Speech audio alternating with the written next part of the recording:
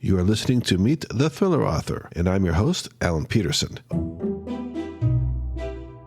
A lifelong fan of the genre and thriller author myself. This is episode 211, and we're wrapping up 2024 in style with a very special guest, Vannessa Cronin, who is a senior editor for Amazon Books, covering the mystery, thriller, and suspense category. Vannessa and the other editors at Amazon recently published their picks for the best mystery, thriller, and suspense books of 2024. So it's the perfect time to take a look back at the year in thrillers and also get a peek behind the scenes at how the best books of the year list comes together over at Amazon. And we'll even get a glimpse of what's on the horizon in 2025. But before we jump into my interview with Vannessa, I wanted to share my own top 5 thrillers of 2024. These were the most suspenseful, page-turning reads I just couldn't put down. And you can find my complete list over at thrillingreads.com/24. And while you're at it, don't miss Amazon's list at thrillingreads.com/Amazon Best 24. From there, you'll see the entire list, and you can order some of these amazing thrilling reads right from Amazon's website. I'd love to hear if you agree or disagree with my picks or with Amazon Editor's Choices. So you can find me on social at Thrilling Reads on X, formerly Twitter, or at Meet Thriller Author on Facebook. I'd love to hear your thoughts and what you enjoyed in 2024. All right, have a fantastic new year. More author interviews are coming in 2025, which happens to mark the 10th anniversary of Meet the Thriller Author. Hard to believe, right? It's just time flies. All right, let's dive into my conversation with Vannessa Cronin. Hey, everybody, this is Alan with Meet the Thriller Author. And for the podcast today, I'm going to be chatting with Vannessa Cronin, who is an Amazon Books senior editor. And she covers the mystery, thriller, and suspense categories. And they recently published their best mysteries, thrillers, and suspense books of 2024. So this is a great way to wrap up the year, in my opinion. So happy and excited to have Vannessa on as a guest. Welcome back to the podcast. Thank you. Thanks for having me. I know I've had you on earlier this year when you guys had the best of the half of the year, I think it was. Best of the year so far, yes. Yeah, best of the year so far. So now this is a perfect way to wrap up the year. Just as a reminder, in case of listeners didn't catch that last episode, could you tell us a little bit about your selection process, how that works over there at Amazon HQ? Yes. So we are a small group. There's fewer than a dozen of us editors, and we are reading constantly. We read everything that we can lay our hands on that publishes in a given month. And every month we publish a best of the month list, which is kind of like staff picks by any other name. It's just all the books we're super excited about. And then twice a year, we gather all of the best of the month picks. For best of the year so far, obviously, it's the first 6 months of the year. In November, we look at the entire year and we decide which of our best of the month picks, we kind of stack rank them, basically. And if we've missed anything, best of the year so far and best of the year are a good way to shoehorn stuff that we've missed in, because there's just so many books publishing, we can't get to them all. And that's the process. We argue, we fight, we champion, we pitch, we lobby, we say, oh, but this is the best book I read all year. I read it in a single sitting. And we use that process, which is very unscientific and very much based on just love of books, to hammer out a list. Yeah, that's it. And I remember that with your background too. You've been in the book business one way or the other for many years, right? So you're all yeah, all of us have. In fact, there's over 100 years of publishing experience between the lot of us. So yeah, this is kind of, when you love books, you just look for jobs that keep you near books. And so I'm kind of curious too now with this final list process. This is the final one of the year. Do you find it more pressure to curate this list than other lists throughout the year, or is it kind of just like the other? Yeah, okay. Because we announce in mid-November, which means that we have to read December books a little early just to make sure we haven't, missed something there. And there is that pressure of, have we read everything that we need to read? Are we missing anything? And then there's also the fact that, we have 20 slots for both best of the year so far and best of the year. So again, it's like, how to condense an entire year of reading down into the top 20 and the top 100. The top 100, thank God, gives us a little leeway to Mhm. add more of our favorite darlings, but it's a lot of books to consider and a lot of, a lot of editors. There's, as I say, there's coming up on a dozen of us. Yeah, it's trying to condense all those books down into one cogent list that we think will have something for every reader, something for every customer, and still represent our year of reading. That's a big task. Yeah, I can imagine. I think it's a great process the way you guys have it set up too, because it's like you said, you're all arguing. It's not like it's one person's in charge of the list, so it makes it a little bit more No. easy. And that's the thing is that even though we manage our categories, we manage particular categories, we have the freedom to read across all categories. So I read, one of my favorite books this past year, was actually a biography, which was Griffin Dunn's memoir, Oh. The Friday Afternoon Club. So we can, and I advocated for that hardcore, let me tell you, for both best of the year and best of the year so far. So we can read outside category, which is really nice too. Oh, I'm going to add that one to the list. I enjoyed It's him as an so actor. funny. Yeah. Oh my God, the first half of it is just this fabulous name droppy Hollywood insider recollection of him from the time he was a child with hilarious stories with like these marquee names. And then the second half is basically true crime because his sister Dominique was murdered, and he talks about how that happened, the lead up to that, and how it shattered the family and how they kind of tried to come together and rebuild. So it's almost like two books in one, and they're very, very different. But he has definitely inherited the family knack for storytelling. It's marvelous. Can't recommend it highly enough. Wow. Well, I'll definitely have to check that one out for sure.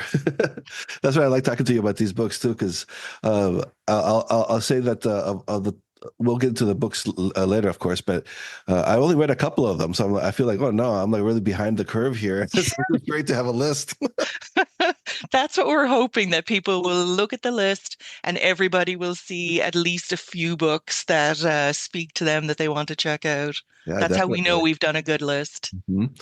Yeah, and I'm so curious now too with the discovery process. So, like you said before, with so many books published each year, and I know Amazon, I can't even imagine how many books get published there every month, Mhm, probably, with the KDP side of it too. How do you find these new titles? How do they get onto your radar? mhm. The short answer is that publishers present to us. We have a lot of Zoom calls with publishers back in New York, and they present lists and their highlights and the books that they're most excited about. And then the rest of it is, as I say, the fact that we have all got publishing experience, where there's a catalog aggregator called Edelweiss that I spend unholy amounts of time in, just pottering around looking for new things, trying to make sure I haven't missed anything, making lists of things that I need to read. And then we also, like any reader, we're members of, Facebook pages. Like I'm a member of various psychological thriller pages. I follow certain authors, make sure I know when they've got something new coming out. We read trade periodicals, we read blogs. I'm signed up to a ton of mystery and thriller blogs, all in the hope of making sure that I don't miss anything because, when the publishers are presenting to us, it is generally speaking the heavy hitters, the big titles. But I really like to have my lists populated with authors that may not get as much marketing attention, with up and coming authors, with debut authors. So I like to have a nice mix of the super publisher supported and the discovery picks, essentially. Yeah, is it possible for like an independent author who's self-published through KDP, for example, to catch the editor's eyes? What do they have to do?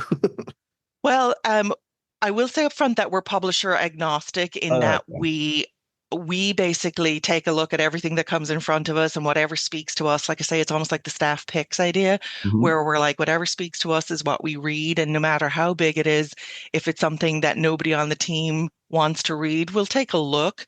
But overall, I would say that if you can, make sure that your title is in Edelweiss or NetGalley, if you can have a social media presence because we follow social media accounts.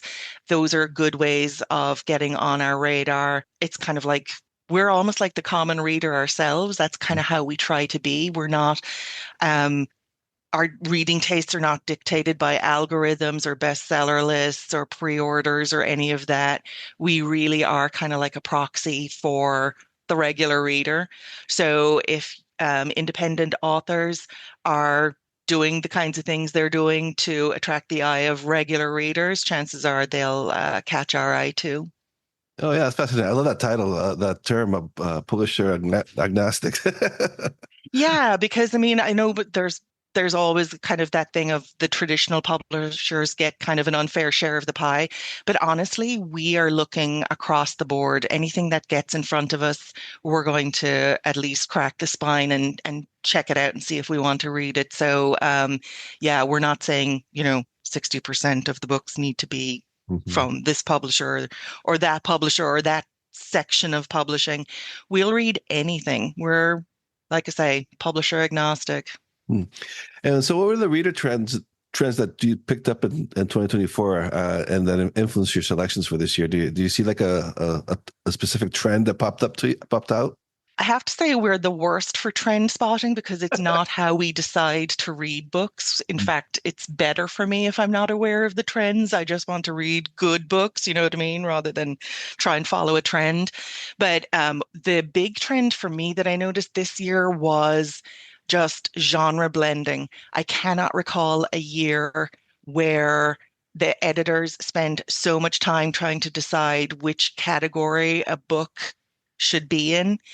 Like in fact, my two biggest books in the mystery and thriller category, The God of the Woods and All Colors of the Dark, both of those were categorized The God of the Woods as fiction slash family life and All Colors of the Dark as fiction slash literary. And we were warned about The God of the Woods. She did The Long Bright River, which was a mystery, best of the year mystery pick for Amazon, but this is not a mystery. And then I started reading it and I was like, I'm a huge mystery reader and I love this book. There's definitely, I mean, there's two missing children in it. What can you say? Um, so the fact that it was both literary fiction, it was mystery, it was domestic fiction, it was a mix of all of these things. It was historical. Um, that genre blending was a huge thing this year. And I don't know if there's a literary reason behind it or a societal reason behind it. But, one of our other big picks was The Ministry of Time. That was kind of like the genre blending king for the year because that was like time travel, mystery and thriller, sci-fi. I mean, that had so many genres in it. So that was the big trend that I noticed for 2024. That's so amazing. I remember I interviewed Dean Koontz a couple of times, and he had said that earlier in his career, like 30 years ago, they were like, because he always blends things, and they're like mad at him. You can't do that. So it's like Yeah, incredible how things are changing. yeah.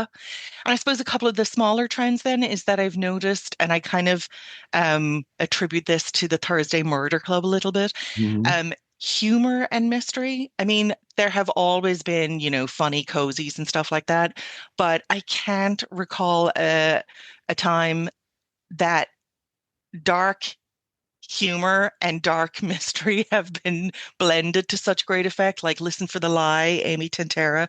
That is a book on one hand that's about a woman who's accused of murdering her best friend. And on the other hand, it's just this voice-driven, character-rich story. And again, I think that the success of the Thursday Murder Club has kind of inspired people to go a little deeper. Because, I mean, the Thursday Murder Club, when you think about it, I mean, the last one had an antiques dealer who's murdered by being bludgeoned in the head in his car. And at the same time, it was one of the funniest books I read that year. And you kind of don't think about violent death and humor going together so well. But that's definitely, as I say, with books like Listen for the Lie, that has definitely been a little trend.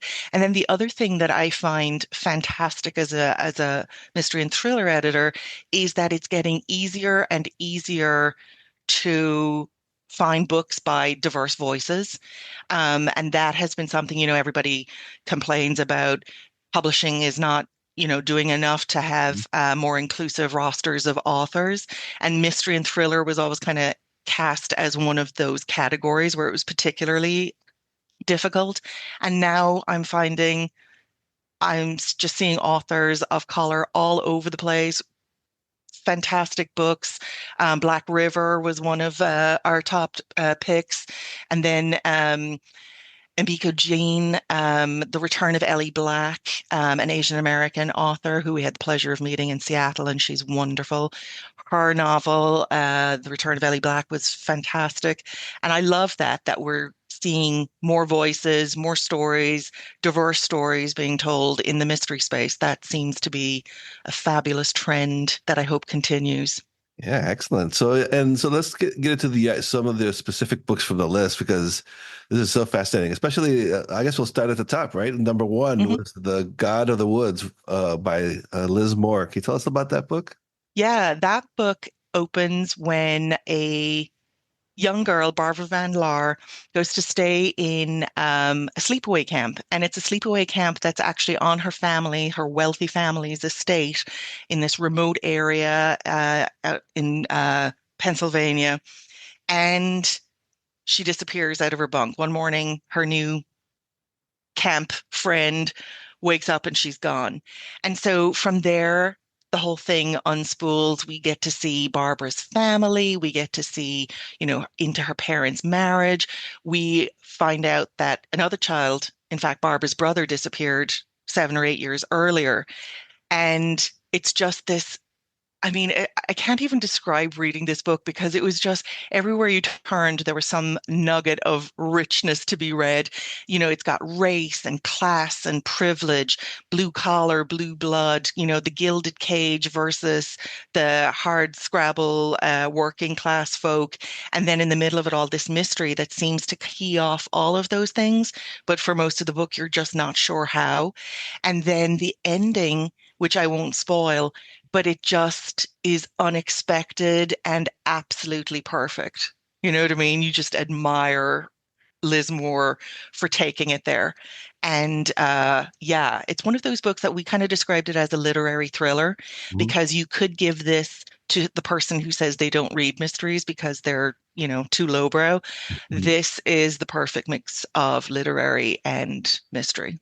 And then the other book I wanted to ask you about was Chris Whitaker's All the Colors in the Dark of the Dark. Mhm. And I saw there's been a lot of praise for its emotional range. So I was kind of curious about that. So how do you balance that? Because, these are suspense and thrillers, the category, but these are a little different. Can you tell us a little bit about that? Yeah, this is one of those books. I'm not kidding. It's 600 pages, and Oh, I read wow. it in a day because it is just that propulsive. I mean, I had the advantage of starting at breakfast, but yeah, he does these short chapters. And so even though it covers about 40 years, and even though the incident that precipitates the entire book is the kidnapping of this young boy, Patch, and best friend Saint, a little girl who lives nearby, she is absolutely devastated by this and she dedicates herself to finding him, as little and all as she is. And then over the course of 40 years, that story plays out. The how Patch is kidnapped, who does it, what the effect on the family, the whole thing. And it is emotional. At its heart, the fact that they categorize it as fiction slash family life is absolutely apt because it is the relationship between these two children as they grow into adults. That is the emotional heart of the novel. But then there's this huge cast of characters, family, mentors, friends, partners that come in through the pages, and some of them leave, some of them stay throughout. And it's just such a kaleidoscopic novel. But as I say, because of those short chapters and because he kind of whips from one storyline to the other pretty fast, it's just so propulsive. You just can't help but gobble it up. And then the another one, this one I actually did read was I'm probably going to butcher his name, Jason Rekulak. Jason Rakulak. Rekulak. Okay, I I know his pronounced it the name. way you did it first too, but we got a little tutorial. And that's the last one at the wedding. I enjoy his books, and this is kind of like one that you've mentioned before, where it's a thriller, but there's a bit of a comedy to it, humor, which kind of surprised me. Yeah.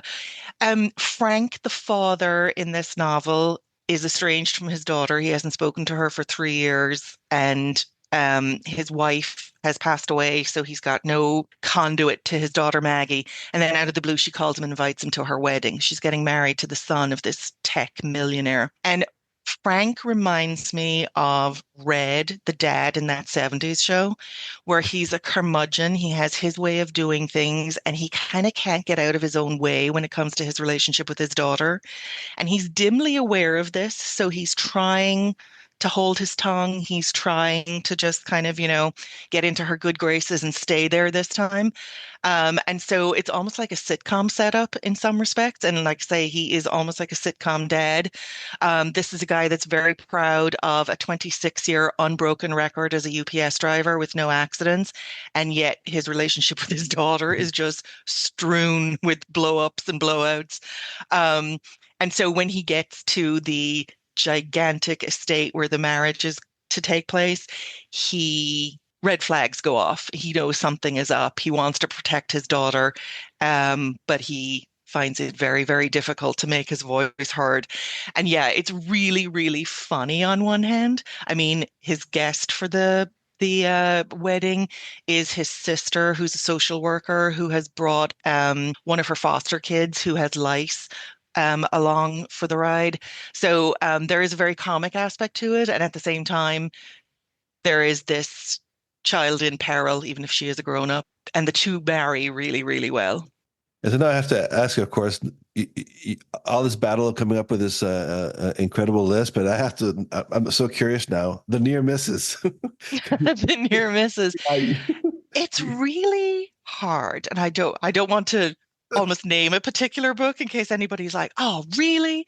But one of the ones was 5 Year Lie.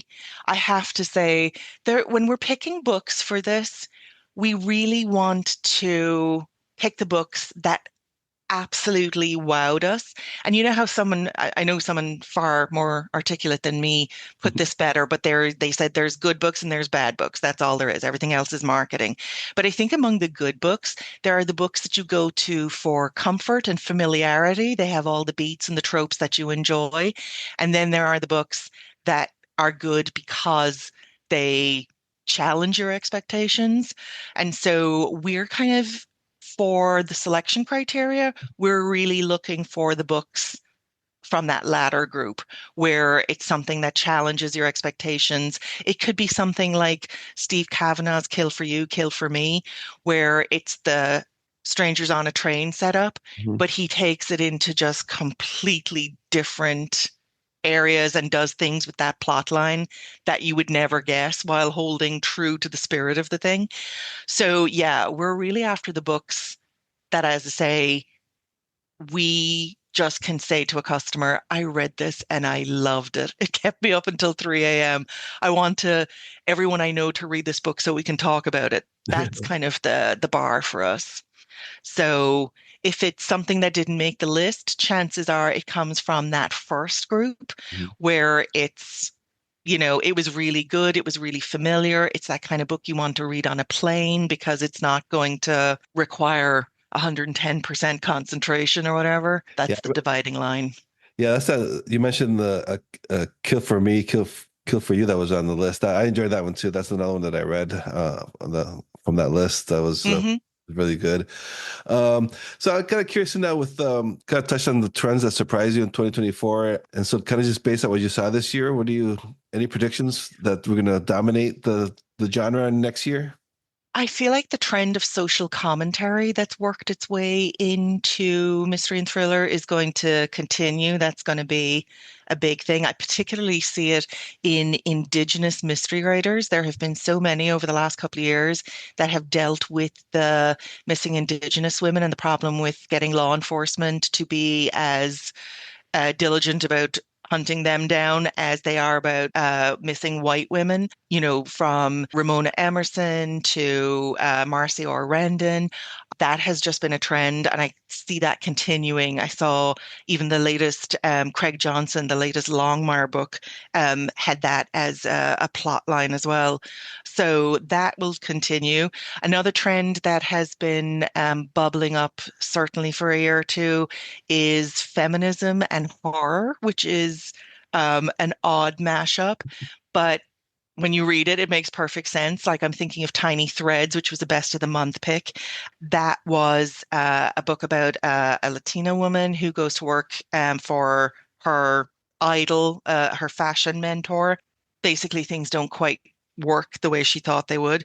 And it's like a psychological suspense slash horror. And I learned more about code switching and how it is to be a person of color in a mostly white work environment from this tiny little novella. And she totally brilliantly used it in the storyline to build suspense and to build a sense of dread and unease. So I think that trend of horror and feminism and social commentary is going to continue into 2025.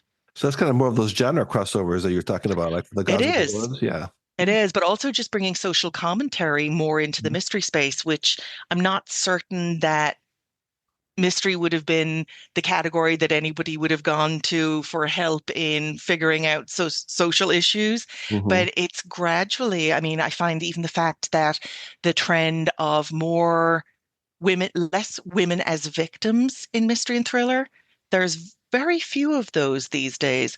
A lot of them, a lot of the books that, center on violence against women the women have incredible agency in these books, and that is a trend. There are far more books about women killers.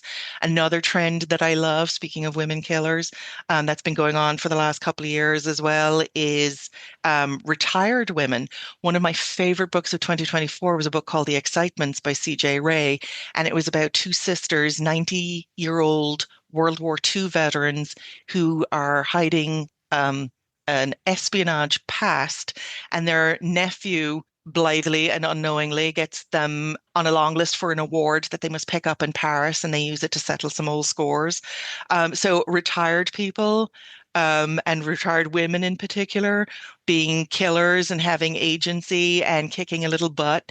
I'm also thinking about books like The Spy Coast and Killers of a Certain Age from last year. And those have clearly resonated with customers because both of those books, The Spy Coast and Killers of a Certain Age, have turned into series and now have second books coming out in 2025. And since I loved both of those books, I will be first in line to read the sequels. Yeah, so I think it's really cool too. Is the I've been noticing those global perspectives that we talked about last time. Black River, which is set in rural India, so that kind of Mhm. getting social issues not just from the U.S. but from other parts of the world. I think is kind of fascinating. Well, I think that in part is how American publishers are addressing the inclusivity issue as well, is that I see a lot more books brought in from other countries, mysteries featuring, um, Indian, Southeast Asian protagonists are definitely on the rise. In fact, there's one coming up in, I think it's February, that I'm very excited about called Orome. And it was a book that was published, a political thriller that was published in Ethiopia in 1983 Oh. and is now getting its first US publication in 2025. It's one of those books that I'm excited to read this one as well. And so, what other books are you excited about for 2025? Can you give us a little sneak peek at the for next year? Okay, in no particular order, no particular importance. One of the books that I'm most excited is The Quiet Librarian by Alan Eskens. He is the author of such books as Saving Emma. And so he's kind of a regular, he kind of keys off and toggles between gritlit and straight up thrillers. And this is a historical novel about a librarian during World War II whose friend goes missing, and the librarian, goes after her friend. And I'm just so excited to see him change gears like this. I'm fascinated. So that's high on my list. One of the books that I'm very excited about also is Joseph Finder's The Oligarch's Daughter, which is Succession meets John Grisham's The Firm. And this is about a kind of slightly cocky hedge fund manager who meets cute with this young woman named Tatiana. And by the time he's madly in love with her, then she chooses to tell him that her father is basically this cutthroat Russian oligarch. Then his company goes to the wall and he finds himself hired by his father-in-law. And of course, everything goes wrong from there. It's told in dual timelines. You see this gentleman trying to escape Russian assassins, and in alternating chapters, you go back and you see the same man, this time named Peter, meeting Tatiana, and the two stories hook up at a certain point. It is absolutely brilliant. I can't wait for this book to be out in the world and people talking about it. It is so good. It's one of those books where the structure of it, as well as the plot line, tight as a drum. There is not a word out of place or extraneous in this book, and it's propulsive. It's another book where I read it in a day. So very excited for that one to be out in the world. And then there is another book called Dark Money by Jacob Carr. This is basically a Silicon Valley murder mystery slash, I don't know how you would say it, heist. I don't want to give away too much. But it is also this fantastic character-driven thriller where the twist when it comes will just blow you away. But the murder mystery that they're solving, which is the death of this CEO, almost like a locked room mystery where the CEO is killed and only his five C-suite executives, one of them has to have done it. And we have a fixer for a hedge fund operation that has an investment in this CEO's company. The fixer is paired with an FBI agent, and of course they don't get along well. He's trying to shut her out of the investigation. She's trying to do end runs around him, and you're so taken up with this investigation that the pages just fly by. So another one where smart, character driven, and that whole thing about, succession, the inner workings of corporate America and how things are done. Very topical, very timely, and an absolute page burner. It's so good. Well, those sound really good. And then with specific authors too, like newer authors, which ones do you think will have an impact in 2025? You were asking earlier about self-published authors.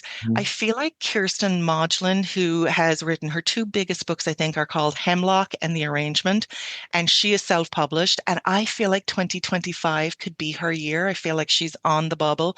I'm embarrassed to say I only discovered her in the last few months, but she writes thrillers that are right up there with, Ruth Ware, Lisa Jewell, very character driven, very authentic characters, and they're just, again, propulsive.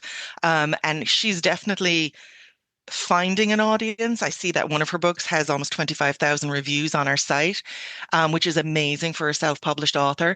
But I feel like she could follow the path of Colleen Hoover and Frida McFadden and be the next big breakout from the independently published world.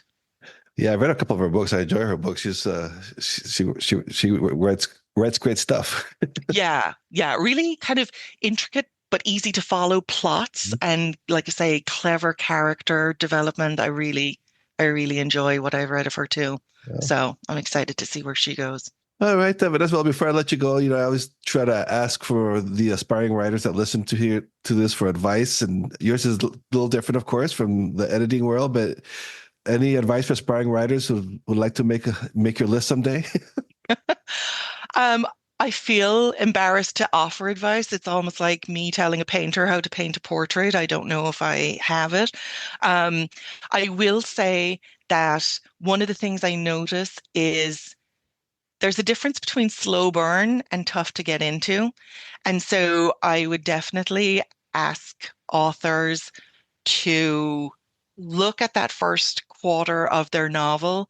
And if there's a lot of scene setting and world building and stage setting going on, kind of take a step back and see sometimes a prologue is necessary so people can kind of get an idea of what they're going to be working towards. And sometimes you just need to have that killer first page, that killer first line. I always think of Richard Stark's Firebreak, where he always had Parker doing something funny in the first lines. And in Firebreak, the first line goes, when the phone rang, Parker was in the garage killing a man.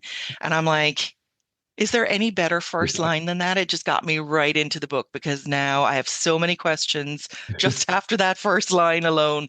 So hook them early and then get into your world building would be the thing because there's a lot of people out there. I know that DNF is one of those ongoing conversations in every social media page or group that I'm a member of. And it's astonishingly apparent that people, because probably you get books, including ebooks especially, so cheap these days that people don't finish a book. You know, if they've bought it for 99 cents and it hasn't hooked them in the first 30 pages, they're going to move on. You know what I mean? Mhm. And that kills a word of mouth opportunity for that author and for that book if it got fantastic on page 60, you know? Yeah. So that is my big thing is it's all very well to be slow burn, but do something, do whatever it takes to hook them and ask that question that the reader must have answered so that your book doesn't turn into a DNF. Is that what you had in mind? Yeah. Yes. That Excellent. feels like that Love it. might not be great advice. Authors might be going, oh, no. No. But yeah, that's my thing. You got to hook them. Yeah, I love it. Avoid the DNF. Hmm. All right, Vannessa. Well, thank you so much. I really appreciate it. And I always love talking the books with you. So thank you so much for sharing. Same. Thanks, Alan. Thank you for tuning in to today's episode of Meet the Thriller Author. I hope you found our conversation with today's guest as enlightening and engaging as I did. Before we part ways, I'd like to ask a small favor. If you enjoyed today's episode, please take a moment to rate and review it on your podcast platform. Your feedback not only supports our show, but also helps other thriller enthusiasts find us. Don't forget to visit thrillingreads.com/links to sign up for our Thrilling Reads newsletter. It's a great way to stay updated on all the latest episodes and exclusive content designed just for our listeners. And if you're curious about my own thrillers, head over to alanpeterson.com. You'll find all my books there along with some behind-the-scenes insights into my writing process. I'll catch you on the next episode of Meet the Thriller Author, where we'll continue to explore the intriguing dark alleys of the thriller and mystery genre together. Until then, keep the pages turning.